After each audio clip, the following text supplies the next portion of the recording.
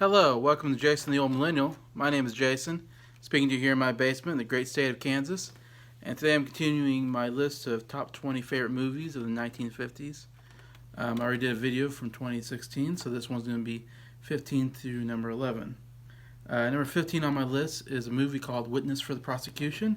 It came out in 1957, directed by Billy Wilder, one of the great directors of this decade.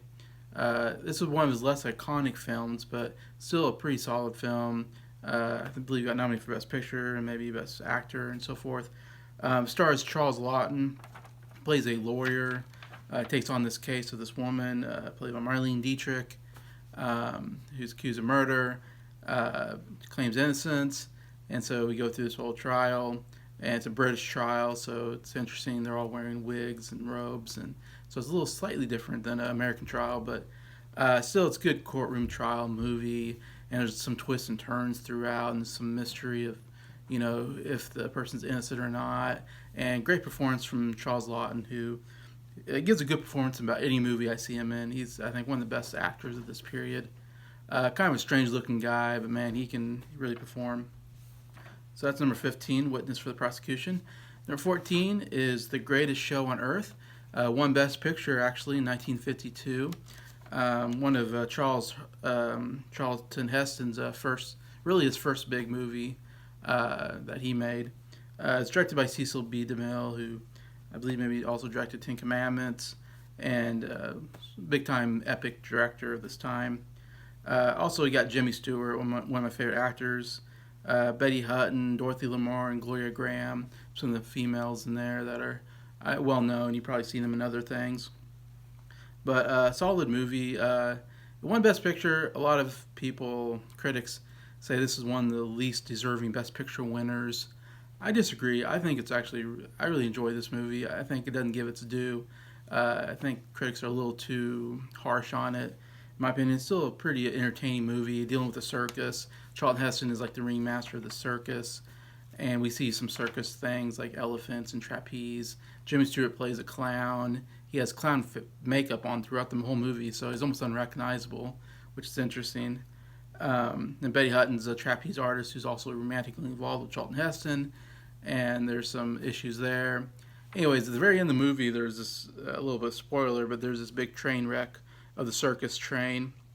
It wrecks, and it's a really good train wreck scene, and animals get loose, and people are like underneath rubble, and so it was actually probably the best part of the movie for me. I like how it ends that way with them having to get all the animals back together and save people. Anyways, very well done. I like Charlton Heston in this movie. He wears this brown leather coat. I think maybe he has a whip. He has a fedora hat. Basically, the basis of Indiana Jones started with Charlton Heston in this movie, The Greatest Show on Earth, which is kind of interesting. When you watch it, yeah, he does look a little bit like Indiana Jones, and that's where George Lucas gets his idea for that design of that character, anyways. And so, yeah, I think still a good movie to check out, The Greatest Show on Earth, number 14. Number 13 is another Billy Wilder movie, Stalag 17, came out in 1953. More of a comedy, I would say, but interesting comedy, as it takes place in a German POW camp. Excuse me, with these American troops in prison during war, and so it's a hard subject matter to make comedy out of, but they do a really good job. There's lots of characters in it, and they just find really good comedy with how they pass their time. Also, they have like the secret way of getting information to each other without the Nazis knowing. William Holden stars in it. He wins the Oscar for Best Actor for it, which is interesting. He's not really, he's one of the main actors, but I wouldn't say he's like the main actor necessarily, which is interesting. And it's a very, not a real dramatic performance, but more of his character is quick-witted and sarcastic, and he's kind of unlikable in some ways. I mean, not a terrible person, but he's not like the most popular person in the movie, interestingly, but still, good performance there all around. So yeah, good movie to check out. Kind of interesting comedy set. It's called Stalag 17. If you ever heard of Hogan's Heroes bases their TV show off this movie. Anyway, so that's number 13 on my list. Number 12 is one of the best romantic comedies of this period, I think, called Roman Holiday. Came out in 1953. Directed by William Wyler, one of the great directors of this time period. Probably the great, under John Ford, maybe the greatest director. Starring Gregory Peck and Audrey Hepburn. Audrey Hepburn, very first movie she's ever been in. She wins the Oscar for Best Actress for this movie, which is absolutely incredible. First movie she ever does. She wins it. She's absolutely adorable. She's this like princess who escapes and wants to run around Rome. She wants to be free of, like, she has to do what everybody tells her to, and she has to go to these, I don't know what you want to call them, meetings or whatever, or these events, and kiss people kiss her hand, and she doesn't do a lot, and she's kind of confined, and she wants to get out and live life. Anyway, so she kind of escapes from the royal palace, whatever, from the guards, and Gregory Peck plays a reporter, and he meets her, and he shows her around. Of course, he's going to write a big scoop on this whole thing. Of course, they fall in love during it all. Of course, you're in Rome, which is beautiful, very romantic, and it's a good comedy. Gregory Peck and Audrey Hepburn are great chemistry together, and Audrey Hepburn, you just gotta love her. I mean, you watch her and you just fall in love with her.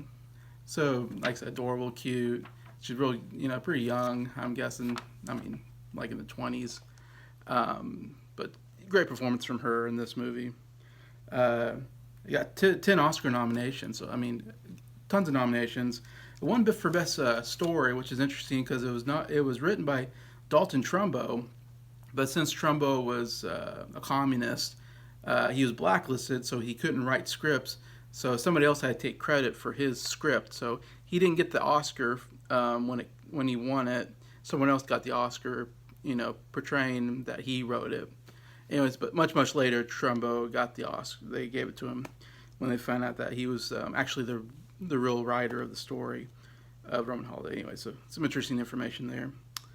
Then my last movie I'm going to talk about, number 11, is one of the great Hitchcock films, Rear Window. Came out in 1954. I'll say my second favorite Hitchcock film. Hitchcock, definitely one of the great, kind of the father of suspense. He really knows how to make a suspenseful movie, a thriller, some call horror movies of this time period. Stars Jimmy Stewart. Again, Jimmy Stewart, one of my favorite actors. And then has Grace Kelly, very beautiful.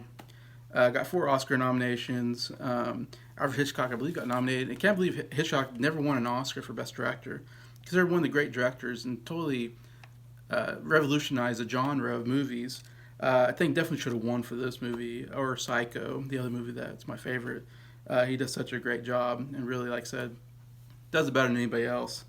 And I love how the whole movie kind of takes place in one place, which I usually don't like, but yeah, it still found very interesting and very on your edge as he's watching people. Of course, it's a famous story of him in a wheelchair watching other apartments and then thinking someone got murdered, and then trying to, and no one kind of believes him. There's no evidence that there's a murder, but yeah, he believes it. So, he gets involved. Yeah, and definitely there's been so many other movies and TV shows I've seen that have used the same template. So it's definitely very influential in suspenseful movies in the future anyways. But yeah, very entertaining movie, very good suspense there. Rear Window at number 11. So that's the 5 for today. So thank you for watching the video and for liking it, and thank you to all my subscribers for supporting the channel. And I hope everybody has a good day. I appreciate you all.